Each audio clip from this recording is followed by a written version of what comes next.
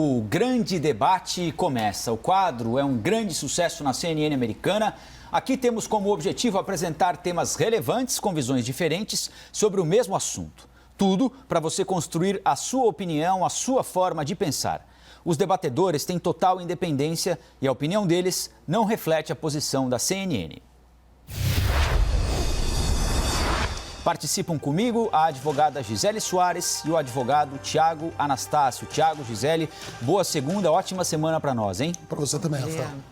Bom, nosso primeiro tema de hoje é o seguinte: o governo federal anunciou que em breve vai colocar no mercado a nova nota de R$200. A justificativa que o governo usou para tomar a medida é que quem sacou o auxílio emergencial durante a pandemia deixou o dinheiro debaixo do colchão, em vez de colocar de volta em circulação. Isso pode provocar em breve uma falta de notas de dinheiro na economia. A medida anunciada criou vários memes, preocupações, né? Uma delas é que a nota de R$200 pode facilitar a vida de criminosos na lavagem de dinheiro. E a pergunta que eu transfiro a vocês é a seguinte: a criação dessa nota de R$200 pode favorecer a corrupção? Começo com a introdução da Gisele Soares. Bom dia, Rafael. Bom dia, Tiago. Boa semana para nós. Não, o combate à corrupção ele se faz com outras formas e com outros meios e não há a menor possibilidade de responsabilização da emissão de notas de R$200 e dessa relação direta com a corrupção. Realmente houve com a pandemia um fenômeno que os economistas vêm explicando chamado entesouramento. O que é o entesouramento? É realmente esse comportamento das pessoas de guardarem dinheiro. Então, houve a notícia da pandemia, não se sabia exatamente como que seria a reação mundial com relação à pandemia, sabia-se, e as primeiras informações é de que o vírus não tinha um medicamento, de que não havia uma vacina, muitas notícias de muitas formas de reações adversas pelas pessoas, aquelas imagens da China, de Wuhan sendo fechada, sitiada. Então, as pessoas ficaram com medo e acabaram guardando dinheiro.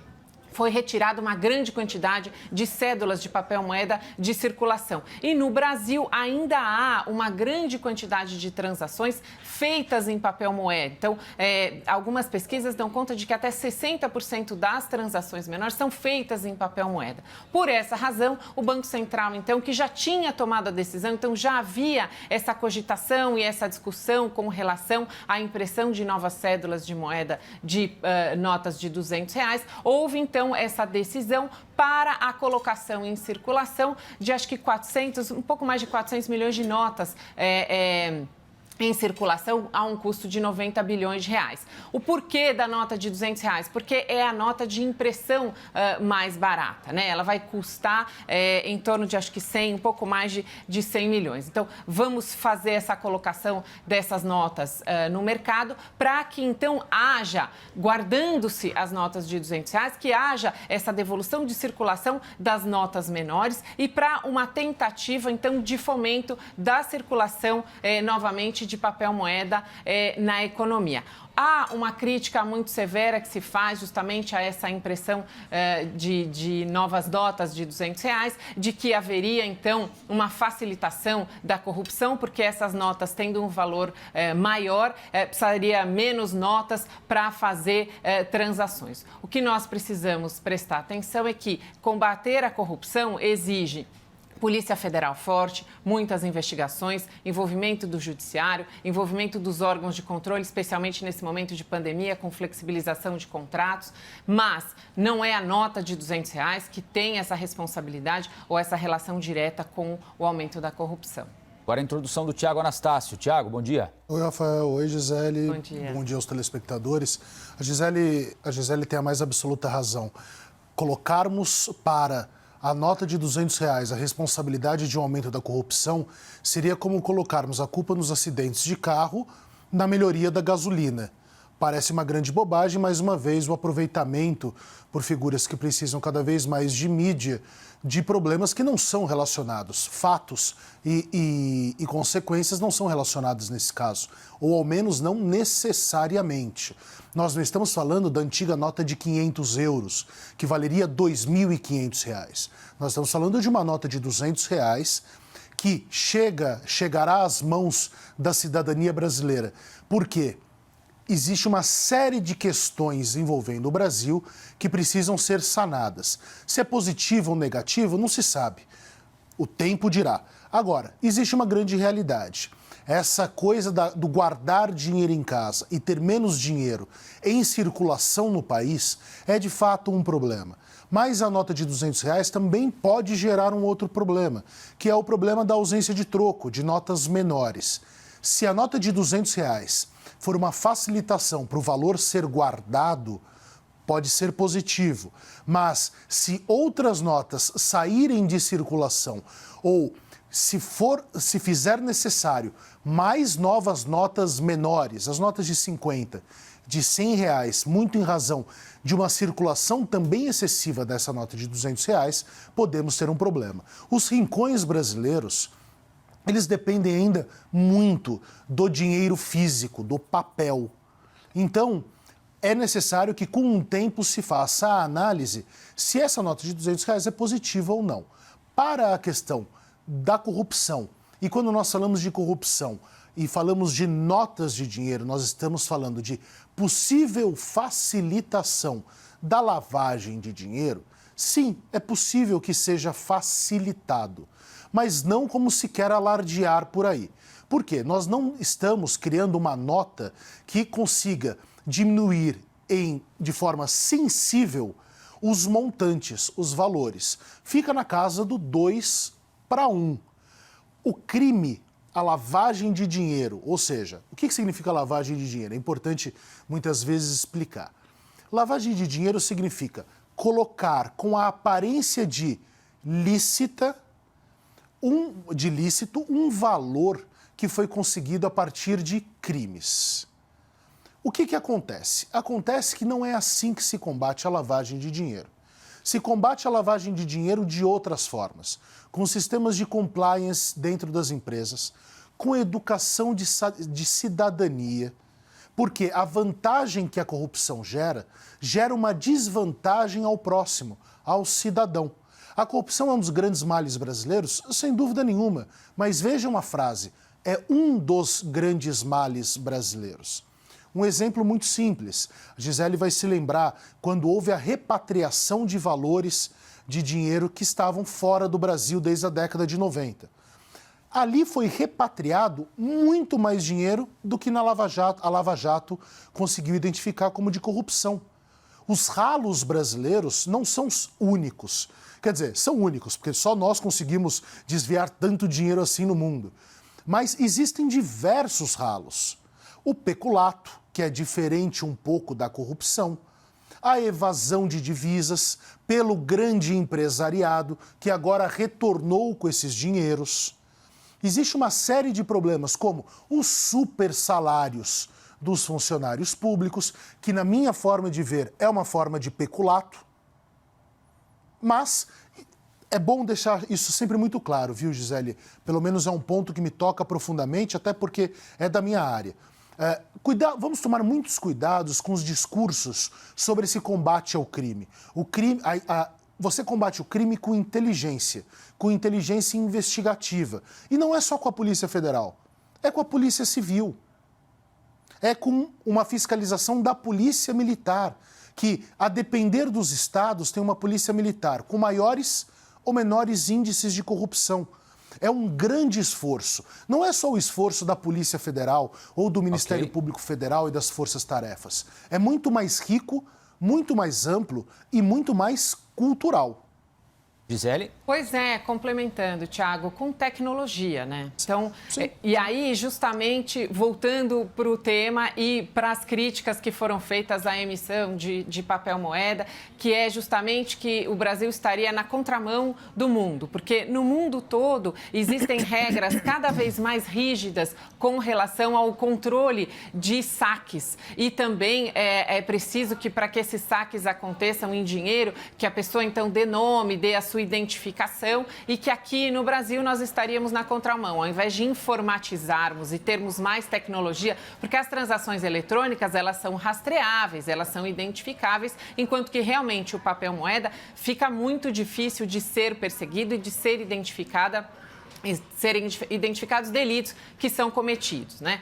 Então, assim, uma das críticas é essa e justamente o próprio Banco Central, ele deu uma resposta e disse, olha, a partir de 1º de outubro entrará em vigor uma nova circular que adota justamente essas recomendações da OCDE para que esses controles sejam mais rígidos. Então, os limites de saque serão mais baixos, haverá necessidade de que a pessoa que faça esses saques também participe ou entregue o seu nome, o seu CPF, enfim, justifique o porquê que está fazendo esse saque e outros mecanismos também de controle, de comunicação ao COAF e de outros órgãos de controle também passarão a ser implementados. Então, a gente precisa entender, e eu gostei muito de quando você colocou que nós vivemos muitos Brasis dentro do mesmo Brasil. Muitas vezes a gente tem que tomar esse cuidado por vivermos numa realidade de uma capital como São Paulo, que tem muitas fintechs, muitas transações eletrônicas, enfim, a gente não pode se esquecer que São Paulo não é o Brasil, que nós temos outras regiões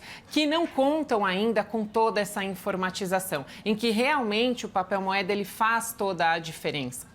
Em que realmente a nota de R$200, ela é mais fácil de ser guardada e de não ser gasta e de servir mesmo como uma poupança do que as notas menores e que as transações são muito feitas em dinheiro. Então, é preciso, e acho que esse é o desafio, né, dos nossos gestores, de entenderem e conseguirem fazer normas que atendam essas duas demandas que muitas vezes são muito discrepantes. Então, precisamos se informatizar, precisamos dar acesso, mas veja, uma boa parte da população brasileira não tem nem acesso à rede bancária.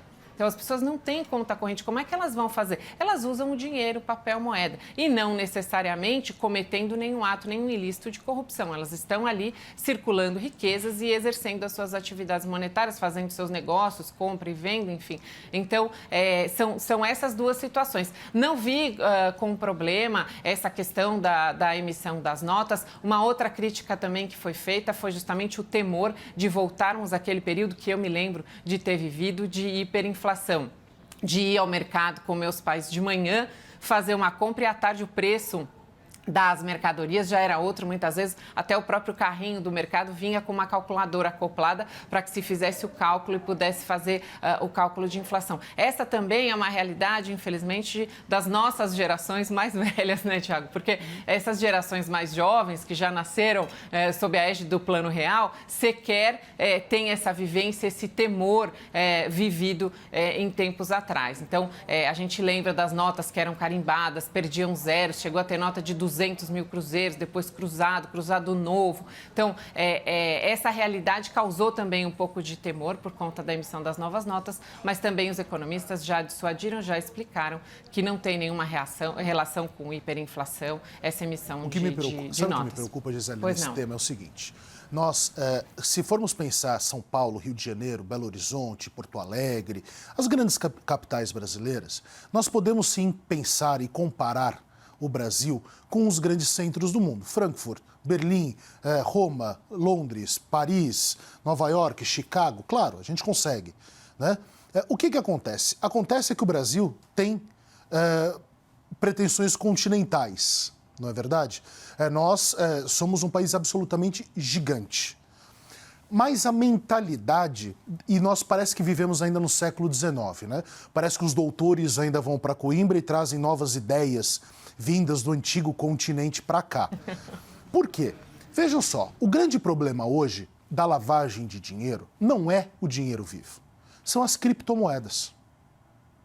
Essa é a verdade, a grande verdade. Nós não temos controle do sistema bancário paralelo que foi criado pelas criptomoedas. Foi uma criação brasileira já a questão do dólar-cabo. O que é o dólar-cabo? Para falarmos de corrupção, a história do dólar-cabo parece muito importante. Dólar-cabo significa eu sou um corrupto. A Gisele tem dinheiro vivo aqui no Brasil, tem um banco ilegal e também tem uma conta no exterior. E eu falo para a Gisele, eu quero que você envie esses $200 mil lá para fora. O que a Gisele faz? A Gisele pega, recebe o dinheiro correspondente, o dinheiro em real, correspondente a $200 mil, e ela transfere lá fora, da conta dela, para uma conta minha fantasma, esse dinheiro. É um sistema de peso e recebimento de novo peso, certo? É um sistema de compensação. Eu dou aqui, você me dá lá fora. Com a criação das criptomoedas, isso se tornou irrastreável ou de rastreamento quase impossível. Não é uma nota de R$200 que vai significar única e exclusivamente 2 notas de R$100, que haverá um acréscimo, um fomento da lavagem de dinheiro. Não será isso. Pode fomentar um pouco, pode. Mas o drama central não é esse. Nós não precisamos fazer força sobre isso. Nós precisamos entender esse mundo da criptomoeda, onde o dinheiro de fato não existe, mas a partir de sequências numéricas irrastreáveis em regra, muito dinheiro se perde. É a história, Rafael, da pizza. Teve um sujeito que comprou uma pizza lá no início do Bitcoin por 20 bitcoins. Essa pizza deve estar valendo uns R$300 mil hoje. O sujeito que comprou a pizza deve querer se enforcar na sala hoje. Né? Então, são muitos os problemas. Por isso que eu falo, Gisele e Rafael, e é uma coisa muito que os advogados criminais falam, porque é uma coisa histórica. Vamos parar com ídolos nas carreiras públicas? É um problema institucional. O dinheiro brasileiro vai embora por vários motivos, inclusive por causa das instituições jurídicas. Depois, existe um mundo moderno que chegou, como a questão dos dinheiros criptografados. Nós estamos precisando cada vez mais de sistemas de compliance, de regulações do Banco Central, de polícias, e acabar com esse fetiche só de Polícia Federal. As polícias civis são importantes também. O fomento de salários, de tecnologia, de correção, porque temos muitos problemas de corrupção na Polícia Civil também. Até porque, né, Gisele, se a gente lembrar, por exemplo, o Gedel Vieira Lima foi encontrado, ou encontraram no apartamento dele 51 milhões de reais, né? Olha aí a imagem, né? Talvez em nota de 200 ele tivesse 2 malas a menos, né? Mas cá entre nós, isso não dificultaria ou facilitaria a vida dele, nem mudaria a intenção dele de lavar o dinheiro, ter 2 malas a mais ou a menos. E eu me lembro de um outro caso recente agora aqui também, do ex-secretário de Saúde do Rio de Janeiro, em que encontraram nota de 20, nota de 50, nota de 100, euro e dólar. Então, quem quer fazer, se as autoridades não conseguirem fiscalizar, vai fazer. Se com a nota de 200 ou de 100, talvez seja o caso de uma mala a mais ou uma mala a menos. Né? Corrupção mesmo, Rafael e Gisele. Corrupção é com nota de 20 e de 50. Microcorrupção são as notas pequenas. Que, sabe, Rafael, eu concordo. As imagens das malas do Gedel, elas ficaram muito marcadas na nossa memória. Aquele barulho daquelas máquinas que não havia máquinas suficientes para fazer a contagem do dinheiro. E essas malas, elas foram encontradas quase que sem querer. Houve, sim, a autorização para a busca e apreensão, mas não se imaginava que houvesse aquelas malas com aquela quantidade de dinheiro. Então, são essas imagens que justamente, muitas vezes, induzem as pessoas a terem preocupações com a emissão de novas notas de dinheiro e fazerem essa relação direta com a corrupção. Agora, realmente, a corrupção, ela precisa ser combatida com bons recursos humanos, com muito recurso financeiro e com muito recurso tecnológico, porque o corrupto, ele é criativo, ele tem tem desenvolvido a todo momento novas formas de poder se locupletar sem ser pego. E ele não precisa seguir a lei como a polícia precisa, né? Exatamente. E mais, esses recursos internacionais, então essas formas de fazer o escamoteamento, enviar dinheiro frio e depois conseguir trazer, reintroduzir esse dinheiro de uma forma muitas vezes parcialmente ou aparentemente ilícita no Brasil. Então, a corrupção é um dos piores males que nós enfrentamos no Brasil, sem dúvida nenhuma. Precisamos continuar combatendo de todas as formas, também nos preocupando com a nota de R$200, que vai, sim, em certa medida, facilitar essas transações. Mas nós não podemos começar a não emitir notas ou a prejudicar o cidadão que precisa de notas ou o mercado que precisa das notas de R$200 por conta do corrupto. É isso que não tem o menor cabimento. Não tem sentido nenhum. Né? Agora, eu fico preocupado com outro aspecto, viu, Rafael? Não querendo muito entrar na questão econômica, também não seria tão capaz de que nem o NACA seria, eu fico preocupado muito com a emissão do dinheiro. se isso pode implicar ou não implicar numa inflação. Por quê? Uma coisa é certa, quando você emite uma nota de 200, a nota de 200 hoje não tem o mesmo poder de compra do valor unitário, né, do R$1 lá da época da criação do Plano Real. Que convenhamos. Tiago, foi feita essa conta, se não me engano, ela valeria R$1.200 ou R$1.400, essa nota de 200. Ou seja, o nosso dinheiro está perdendo valor ao longo do tempo. Graças ao quê? Não a pandemia, exclusivamente a pandemia, é uma questão histórica. Nós temos um problema financeiro no Brasil de gestão que também não vai ser solucionada pelo Paulo Guedes. É um problema totalmente cultural nosso, não é? Nós somos um país cada vez mais rico, nós somos um país que, vejam só, durante todo esse problema de pandemia, criamos dívidas públicas no Brasil. Mas criamos dívidas públicas entre o governo e os bancos do governo. Vai explicar isso para a população, que o governo está devendo dinheiro para ele mesmo, bem entre aspas. Mas em ideias macro, é assim que funciona. O problema talvez seja exatamente essa quebra de valores, essa queda de poder de compra do dinheiro e as sinalizações para o mercado de que esse valor, essa nota de R$200 com um novo valor, essa nota significaria a inflação. Na verdade, não é para o futuro, né? Já inflacionou, já perdemos valor. O nosso dinheiro está perdendo valor há muito tempo, né? Não é um prognóstico, é um diagnóstico que está acontecendo.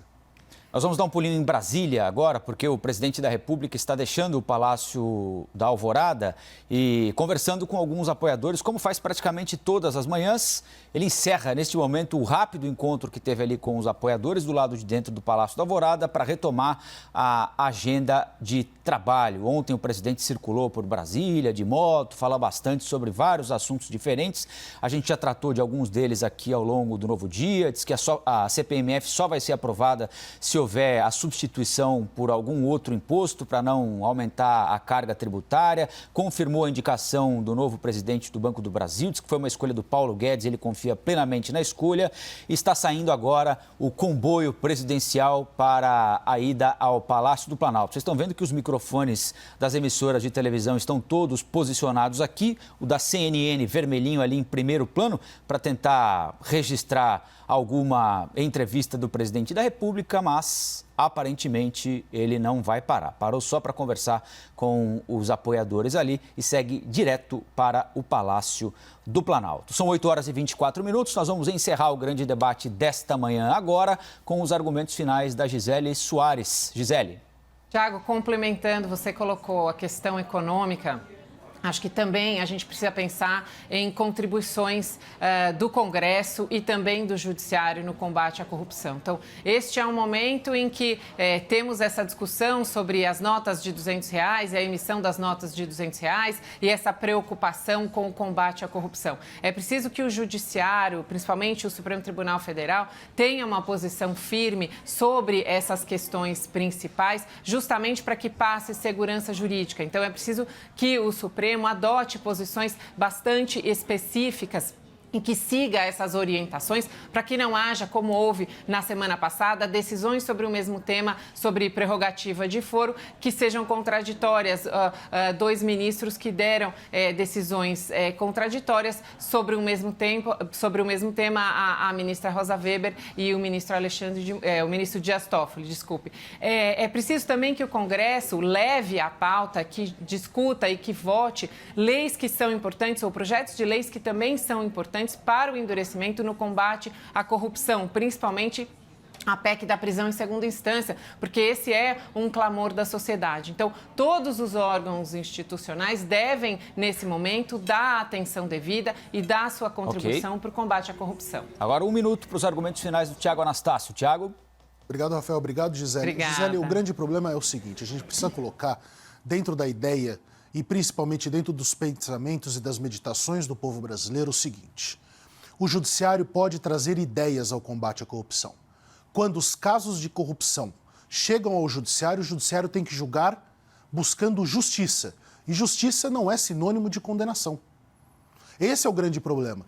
Nós estamos diminuindo direitos, cada vez mais diminuímos direitos, porque o Estado não consegue investigar, porque é moroso, porque é corrupto, porque não investe o suficiente nos mecanismos de investigação ou mecanismos de polícia em geral, porque o Ministério Público também pode. A PEC da segunda instância, eu ficaria muito feliz se as pessoas parassem de falar bobagens sobre o que não sabem e pedissem uma PEC ou uma alteração de lei para que os recursos que são de todos os cidadãos, que os recursos fossem julgados em pouco tempo. Para que uma pessoa que fosse condenada fosse cumprir a pena com seus recursos analisados 5 meses depois do julgamento. O problema não é o recurso. O problema é a demora. A gente precisa parar. Ontem eu vi uma entrevista absurda de um jornalista falando que o juiz de garantias é uma 4ª instância. Vai estudar, meu caro. Não é. É simplesmente um juiz olhar para um réu e ver se a prisão foi executada de uma forma correta. Não se discute caso, é uma coisa de 10 minutos, não tem discussão entre as partes. O brasileiro precisa se preocupar com a justiça, mas para se preocupar com a justiça é necessário entendê-la.